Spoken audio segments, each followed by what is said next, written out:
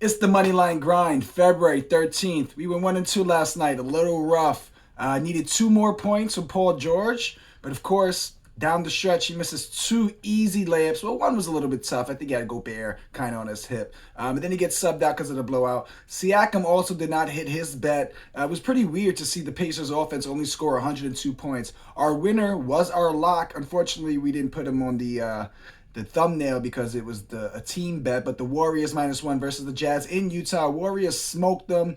It wasn't really close going into the second half. They won by 22 points. And yeah, that was it. Now, today is a little special. We have 4 picks for you. We have our 3 regular like I do, but for people watching the YouTube video or in our Discord, in the VIP channel within the Discord, you're going to get a 4th pick. This is going to be a parlay. When I do my parlays and I share them and I'm counting them, I don't get too crazy. It's only 2 or 3 legs, but they're favorable player props that give us good odds. But anyway, let's get into our 3 picks. First, we're taking the Boston Celtics -8.5 in Brooklyn, taking on the Nets. This is -112 on FanDuel. This line has been moved to 9 on most books. I'm not going to take the 9, pause. I'm going to say you alter to a 8.5. But Boston has dominated this matchup, winning 9 of their last 10 games versus the Nets, beating the spread 7 times then and pushing once. So against the spread, last 10 games versus the Nets, the Boston Celtics are 7-2-1. Those are great odds. You got to love it. All season long, their defense has been elite. Boston's defense, that is. They're allowing their opponents to shoot the 2nd lowest field goal percentage, 4th lowest 3-point percentage, and they also allowed the least amount of free throws attempted to their opponents this season. This doesn't bode well for the Nets, who love to jack up threes. They don't get to the line much as it is, let alone now against a stingy defense that's not going to put you on the line. Brooklyn, bottom 4 in field goal percentage and bottom 7 in free throw attempts. They also shoot the 7th most threes this season. So just like I said, this kind of plays into a game where the Nets just aren't going to score enough. Outside of home court advantage, there's not much to look forward to for Brooklyn tonight. They jack up threes.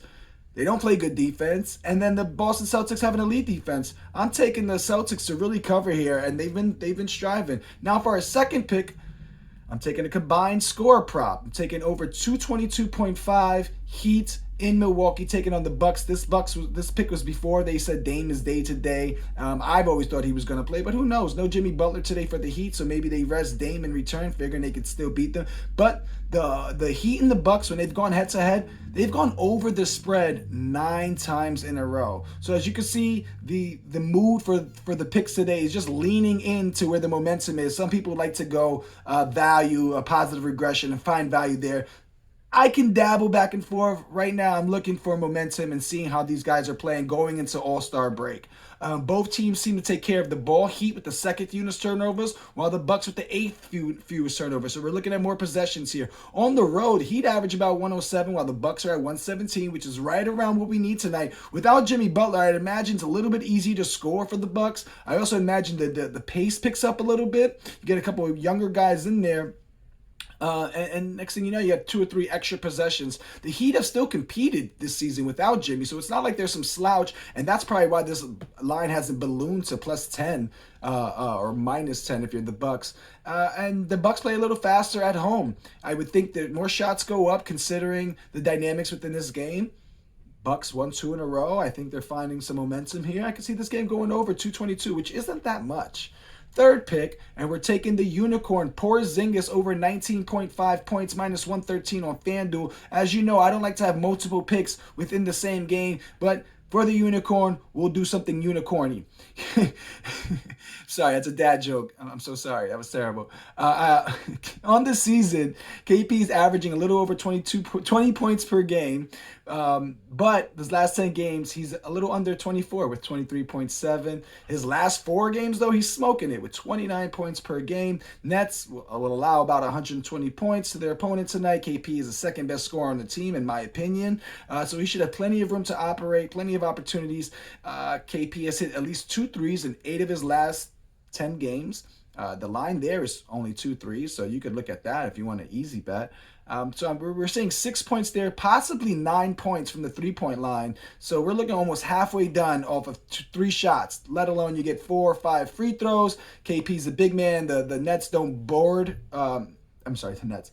The Miami Heat They're not that great on the defending the offensive boards. I'm so sorry. The Brooklyn Nets are not great at defending the offensive boards. So we can see some extra possessions for the 7-3. Porzingis, Claxton, he has some length to him, but I think KP can score from any part of the field, and they'll run design plays that'll just give him switches and just open looks.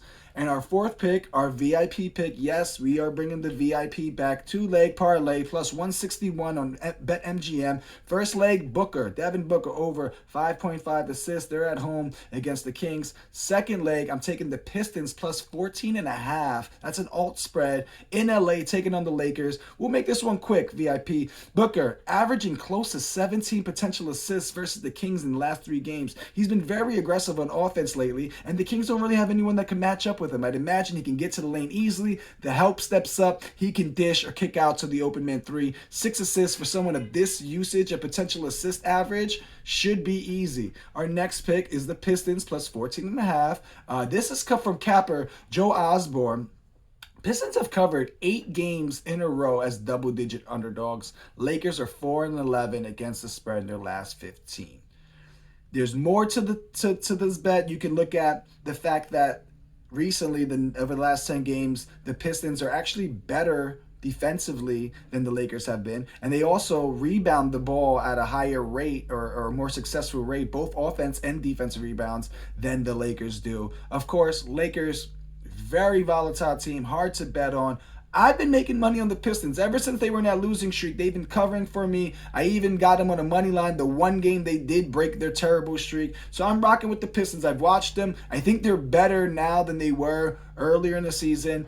I think they seized the opportunity to compete. It's middle of the week, so it's not like they came in on a Thursday or Friday night. I think these guys are looking and just trying to keep it competitive. Lakers, I think they're playing 4 games in 3 nights, so they might look to try to rest early on. Even if this game is somewhat close, they might give extended rest minutes to, you already know, AD and LeBron, and we can take advantage of that. We don't need the Pistons to win or even be close.